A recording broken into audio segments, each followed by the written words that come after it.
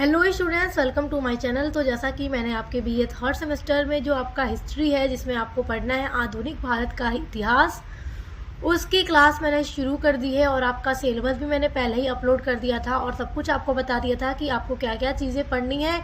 और मैं लगातार आप लोगों के सीक्वेंस में सभी टॉपिक को अपलोड कर रही हूँ। देखिए, मैं एकदम सीरियल वाइज से सारी चीज़ों को अपलोड कर रही हूँ। तो मैं जो यूनिट्स को अब जब मैं टॉपिक को अपलोड करती हूँ तो उसमें मैं पार्ट 1, पार्ट 2, पार्ट 3 इस तरह से लिखकर अपलोड करती जा रही हूँ आपके सारे टॉपिक पर वीडियोज़, आपके जितने भी अलग अलग यूनिट के टॉपिक हैं।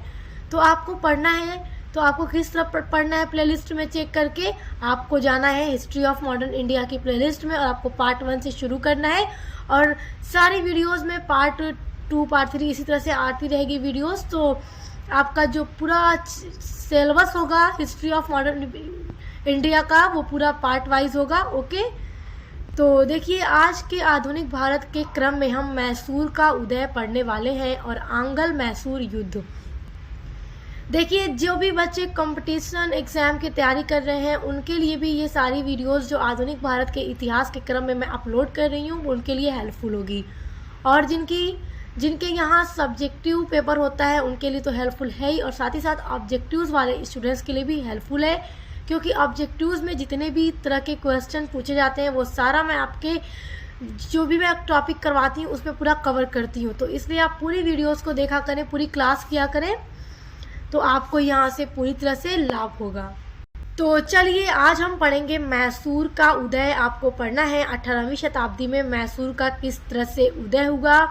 तो जब मैसूर का उदय होता है तो उसके बाद ही आंग्ल मैसूर युद्ध होता है, और आंग्ल मैसूर जो युद्ध हुआ था वो 4 युद्ध हुए थे, और वो चारों युद्धों के बारे में हम पूरी डिटेल में आज की वीडियो में चर्चा करने वाले हैं। तो सबसे पहले आपको जानना है कि किस तरह से मैसूर राज्य का उदय हुआ था। आइए पहले मैप के थ्रू थोड़ा समझने की कोशिश करते हैं। ध्यान दीजिए, ये भारत का नक्शा है। हम दक्षिण भारत को देख रहे हैं। तो यहाँ ऊपर देखिए, उत्तर में मुगल शासन था, मुगलों की सत्ता थी, और दक्षिण में 2 प्रमुख जो राज्य थे वो उनका शासन चल रहा था। पहला जो था वो बहमनी राज्य था और दूसरा था विजयनगर राज्य। तो बहमनी और विजयनगर में आपस में हर वक्त संघर्ष होता रहता था, और इनके दोनों के मध्य एक युद्ध हुआ था जिसके बारे में आपने सुना होगा, तालीकोटा युद्ध, जो 1565 ईस्वी में हुआ था। तो याद रखिएगा, यहीं पे वो साउथ में वो दोनों राज्य थे। जब इनके बीच ये युद्ध हुआ तो फिर ये छोटे छोटे राज्यों में बंटकर स्वतंत्र राज्य अलग अलग से उभरे, जिसमें से एक मैसूर नाम का राज्य उभर कर सामने आया। आप नीचे का मैप देख सकते हैं। यही जो ऊपर का हम बहमनी और विजयनगर देख रहे हैं। तो जब विजयनगर, जो मैसूर था, वो विजयनगर से ही एक राज्य, स्वतंत्र राज्य बनकर उभरा था, तो वहीं से मैसूर का उदय हुआ। वर्तमान में जिसे हम कर्नाटक राज्य के नाम से जानते हैं, वहीं पर मैसूर है। तो उस समय इसे मैसूर राज्य कहा जाता था। मैसूर जो था विजयनगर राज्य से ही अलग होकर स्वतंत्र हुआ था, और एक तरफ निज़ाम था और ऊपर, ठीक मैसूर के ऊपर, मराठों का राज्य था। तो इस तरह से आपको इन क्रम को याद रखना है। आइए अब पढ़ते हैं। अब आपको इतना तो पता चल गया कि मैसूर का उदय किस तरह से हुआ था। तो जब मैसूर राज्य उभर कर सामने आया एक स्वतंत्र राज्य के रूप में, तब अब यहाँ से आप देखना शुरू कीजिए कि 18वीं शताब्दी के मध्य में मैसूर में वाडियार वंश एक था। उसी वंश का एक चिक्का कृष्ण राज नाम का व्यक्ति शासन कर रहा था। तो जब मैसूर राज्य उभर कर सामने आया तो उस समय कौन शासन कर रहा था? चिक्का कृष्ण राज। तो आपको नाम याद रखना है कि कौन शासक था। प्रश्न बनेगा आपके ऑब्जेक्टिव्स में, तो नाम याद रखना है, चिक्का कृष्णराज। किस वंश से थे? वाडियार वंश के थे, लेकिन वास्तविक शक्ति नंदराज के हाथों में थी। अब आपको याद रखना है कि चिक्का कृष्णराज के सेनापति थे नंदराज। तो नंदराज सेनापति थे मैसूर राज्य के, और नंदराज की सेना में भर्ती होता है एक हैदर अली नाम का व्यक्ति सिपाही के रूप में। तो हैदर अली भर्ती होते हैं नंदराज की सेना में, सिपाहियों की सेना में, और बाद में यही हैदर अली मैसूर के स्वतंत्र शासक बन जाते हैं। सभी को हम डिटेल में पढ़ेंगे, ध्यान देते रहिए, एक एक चीज़ को समझते रहिए। पहले हैदर अली नंदराज की सेना में भर्ती होते हैं सिपाही बनकर। अब आगे देखिए, 1759 ईस्वी में मैसूर राज्य पर मराठों का आक्रमण होता है। तो जब मराठा आक्रमण करते हैं तो उस टाइम हैदर अली जो थे वो मैसूर सेना में ही सिपाही थे। तो हैदर अली के नेतृत्व में मैसूर की सेना क्या करती है कि मराठों की सेना को पराजित कर देती है और मैसूर से बाहर खदेड़ देती है। किनको? मराठों को। और हैदर अली के नेतृत्व में होती है सेना मैसूर की, और मराठों को हराकर मैसूर के बाहर खदेड़ देती है। अच्छा, आइए अब हैदर अली से जो कुछ प्रश्न पूछ सकते हैं उनके जन्म मृत्यु के बारे में थोड़ा सा पढ़ लेते हैं, क्योंकि परीक्षा के दृष्टि से एक एक जो बिंदु है सब महत्वपूर्ण है। ऑब्जेक्टिव्स टाइप में ये सारे क्वेश्चन पूछे जाएंगे। तो देखिए, हैदर अली का जो जन्म हुआ था वो 1722 ईस्वी में हुआ था, और इनके पिता का नाम था फतेह मुहम्मद, जो मैसूर की सेना में सिपाही थे, और इनके पिता युद्ध में मारे गए थे। और जब हैदर अली बड़े होते हैं तो ये भी मैसूर की सेना में ही भर्ती हो जाते हैं। और याद रखिएगा, हैदर अली की मृत्यु 1782 ईस्वी में हुई थी, जब आंगल मैसूर का द्वितीय युद्ध चल रहा था। उसी में हैदर अली की मृत्यु हो जाती है। तो इनके जन्म और मृत्यु से भी प्रश्न पूछ सकता है कब हुआ था, तो आपको याद रखना है जन्म 1722 में और मृत्यु 1782 ईस्वी में। अब देखिए, जब हैदर अली सिपाही बनकर मैसूर की सेना में भर्ती होते हैं तो अपनी योग्यता और गुणों के कारण वो 1755 ईस्वी में डिंडीगुल का फौजदार नियुक्त हो जाते हैं। तो आपको राज्य जगह का नाम याद रखना है, डिंडीगुल नामक जगह के वो फौजदार बन जाते हैं। और फ्रांसीसियों की मदद के साथ डिंडीगुल में उन्होंने आधुनिक शस्त्रागार की भी स्थापना की थी। तो आपको ये भी प्रश्न याद रखना है, ये पॉइंट भी महत्वपूर्ण है परीक्षा की दृष्टि से, कि डिंडीगुल में किसने शस्त्रागार की स्थापना की। तो फ्रांसीसियों की मदद से हैदर अली ने की थी, क्योंकि हैदर अली ने अपने शक्तियों को बढ़ाने के लिए काफ़ी ज़्यादा फ्रांसीसियों का सहयोग लिया था। तो ये कुछ परीक्षा की दृष्टि से महत्वपूर्ण है, तो आपको ये सारे बिंदु याद रखने हैं। आइए अब आगे देखते हैं। अगला देखिए, 1760 ईस्वी में चिक्का कृष्णराज की मृत्यु के बाद हैदर अली मैसूर का स्वतंत्र शासक बन गया। अब देखिए, जब 1760 ईस्वी में वाडियार वंश के जो चिक्का कृष्णराज थे, जो कि मैसूर के राजा थे, मैसूर में शासन कर रहे थे, तो जब इनकी मृत्यु 1760 ईस्वी में हो जाती है तो हैदर अली मैसूर का स्वतंत्र शासक बन जाता है। और जैसा कि बहुत बहादुर थे, काफ़ी योग्य थे, अच्छे थे, तो ये मैसूर के क्या बनते हैं? शासक बन जाते हैं। और याद रखिएगा कि हैदर अली अपनी शक्ति इतनी तेजी से बढ़ा रहे थे कि अंग्रेजों को काफी भय था, और अंग्रेजों के साथ साथ मराठा और निजाम को भी इशारा थी कि हैदर अली की शक्ति मैसूर में तेजी से बढ़ती जा रही है। और अंग्रेजों की हैदर अली से शुरुआत से ही दुश्मनी थी, क्योंकि हैदर अली ने काफी ज्यादा फ्रांसीसियों का सहयोग लिया था। तो आइए अब आंगल मैसूर युद्ध के बारे में पढ़ते हैं। तो अब हम पढ़ेंगे आंगल मैसूर युद्ध। आंगल आपको याद रखना है कि अंग्रेज थे एक तरफ, दूसरी तरफ मैसूर के जो राजा थे, शासक जो थे हैदर अली। तो इनके मध्य युद्ध होता है और 4 आंगल का युद्ध हुआ था। आंगल मैसूर युद्ध कितने हुए थे? तो 4 हुए थे। ये पहले भी मैं आपको अभी बता चुकी हूँ। तो आपको ये तो याद हो गया होगा कि आंगल मैसूर युद्ध कितने हुए थे? तो 4 हुए थे। आइए अब उन चारों युद्धों को एक क्रम में पढ़ते हैं। देखिए, युद्ध है, मैंने एक चार्ट बना रखा है जिसमें पहले मैंने युद्ध, फिर वर्ष और युद्ध होने का क्या कारण था, और उस युद्ध के समाप्ति किस संधि पर हुई, क्या संधि हुई युद्ध के होने के बाद, और उस समय कौन गवर्नर था। गवर्नर याद रखिएगा कि ब्रिटिश गवर्नर कौन था युद्ध के समय। इस तरह से मैंने एक चार्ट बना रखा है, तो आप इस चार्ट को याद रख लेंगे तो आपके लिए बेहतर होगा। देखिए, पहला युद्ध प्रथम आंग्ल मैसूर युद्ध वर्ष 1767 ईस्वी में शुरू हुआ और 1769 ईस्वी तक चलता रहा। तो तो याद रखना है कब से कब तक, 1767 से लेकर 1769 ईस्वी तक। अब देखिए कि युद्ध का कारण था अंग्रेजों एवं हैदर के बीच कर्नाटक का सीमा विवाद। यानी कि इस युद्ध का जो मुख्य कारण था कि जो मद्रास की अंग्रेजी सेना, अंग्रेजी जो सरकार थी, मैसूर के बीच कर्नाटक की सीमा के विवाद के कारण पहला आंग्ल मैसूर युद्ध हुआ था। और इस युद्ध में, और ये युद्ध कब हुआ था, 1767 ईस्वी में जोसेफ स्मिथ के नेतृत्व में अंग्रेजी सेना ने मैसूर पर आक्रमण किया।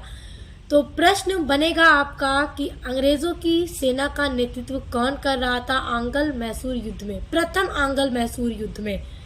तो जोसेफ स्मिथ कर रहा था और उसने अपनी सेना लेकर मैसूर पर आक्रमण कर दिया। तो याद रखिएगा, आपको एक और बात बता दूं कि जब ये युद्ध शुरू हुआ तो प्रारंभ में अंग्रेज और जो मराठा थे और जो निज़ाम थे वो एक तरफ थे, क्योंकि अंग्रेज़ों ने मराठा और निज़ाम को अपनी तरफ मिला लिया था।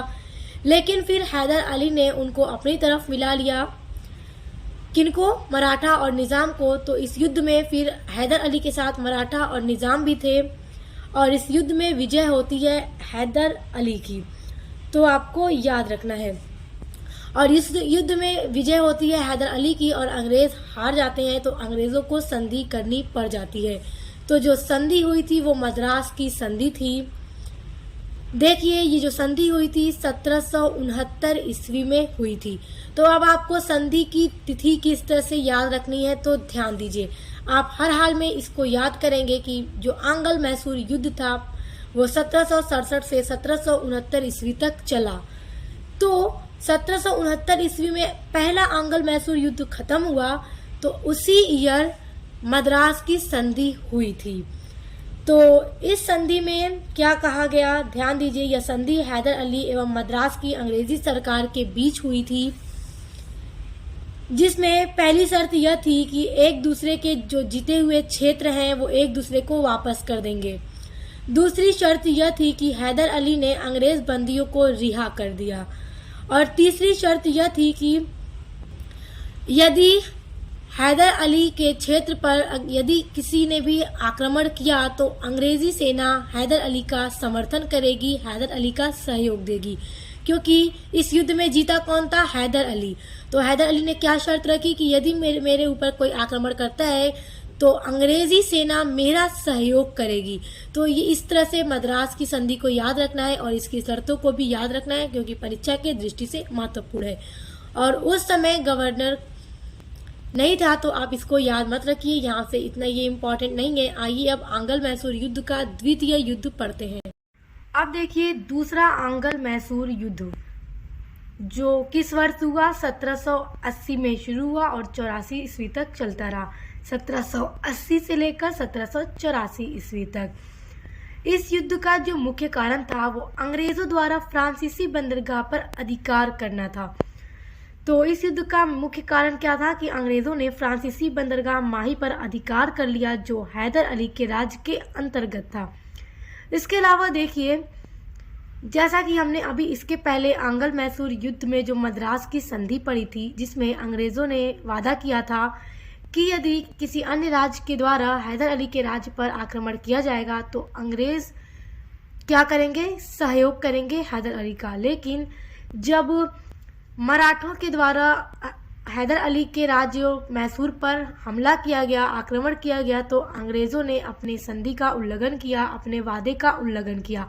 अंग्रेज़ों ने हैदर अली का साथ नहीं दिया, जबकि संधि में ये शर्तें थी और उन्होंने वादा भी किया था तब भी। ये सभी मुख्य कारण थे द्वितीय आंग्ल युद्ध मैसूर युद्ध होने के। तो देखिए इस युद्ध में जो अंग्रेजी सेना का नेतृत्व कर रहा था वो था आयरकुट। तो आपको याद रखना है कि अंग्रेज़ों ने आयरकुट के नेतृत्व में एक सेना मैसूर पर आक्रमण करने के लिए भेजा और पोर्टो नोवा के युद्ध में हैदर अली घायल हो गए। तो हैदर अली किस युद्ध में घायल हुए, प्रश्न पूछ सकता है। तो पोर्टो नोवा के युद्ध में, और युद्ध में घायल होने के कारण ही हैदर अली की मृत्यु हो गई। तो हैदर अली की मृत्यु 1782 ईस्वी में हुई थी, जैसा कि आंग्ल मैसूर द्वितीय युद्ध चल रहा था।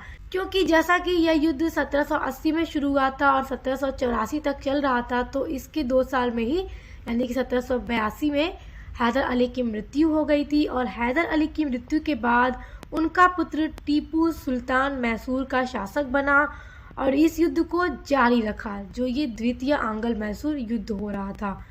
और 1783 ईस्वी में टीपू सुल्तान ने ब्रिगेडियर मैथ्यूज के नेतृत्व में अंग्रेजी सेना को पराजित भी कर दिया था। तो देखिए, जो द्वितीय आंग्ल मैसूर युद्ध था, इसका जो परिणाम मिला कि इसमें अंग्रेज़ों की विजय हुई या टीपू सुल्तान की, तो वो बराबरी था। यानी कि इसमें न ठीक तरह से ये पता चला कि अंग्रेज़ों ने जीत पाई या टीपू सुल्तान ने। तो इसलिए यह जो युद्ध था, इसको समाप्त कर दिया गया मंगलोर की संधि के साथ। तो इसकी समाप्ति किस संधि पर हुई? मंगलोर की संधि पर हुई।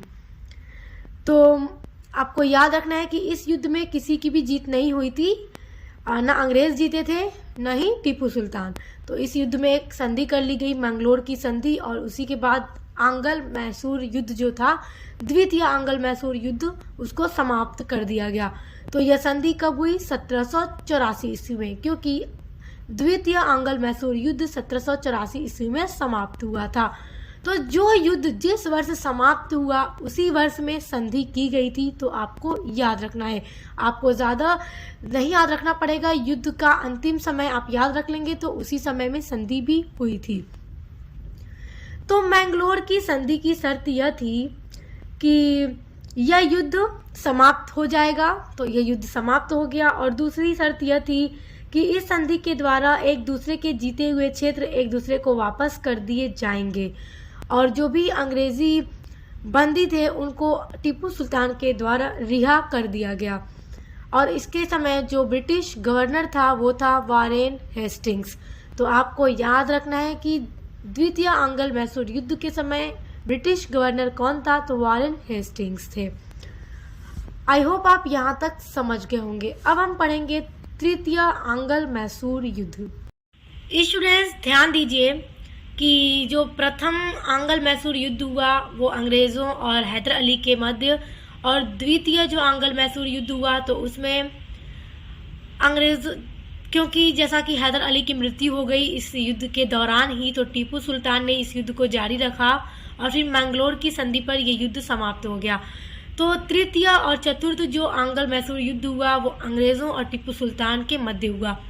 तो थोड़ा सा हम टीपू सुल्तान के बारे में भी जान लेते हैं, क्योंकि परीक्षा के दृष्टि से महत्वपूर्ण है। तो ध्यान दीजिए कि टीपू सुल्तान का जन्म नवंबर 1750 ईस्वी में हुआ था, और ये हैदर अली के पुत्र थे और एक बहुत ही महान योद्धा थे।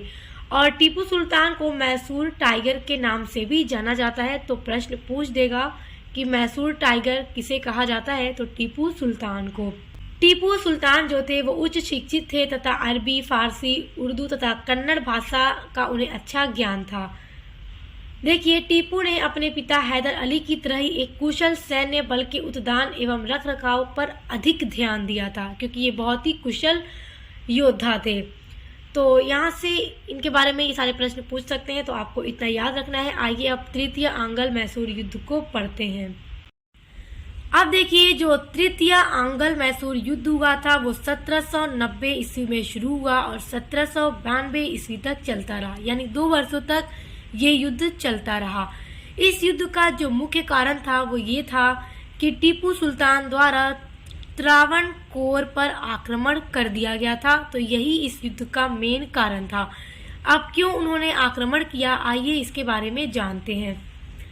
देखिए, इस युद्ध का जो मेन कारण यही था कि अईकोटा और क्रेंगानूर के 2 दुर्ग डचों से टीपू सुल्तान खरीदना चाहते थे, लेकिन अंग्रेजों के जो मित्र राज्य त्रावणकोर था उसने खरीद लिया।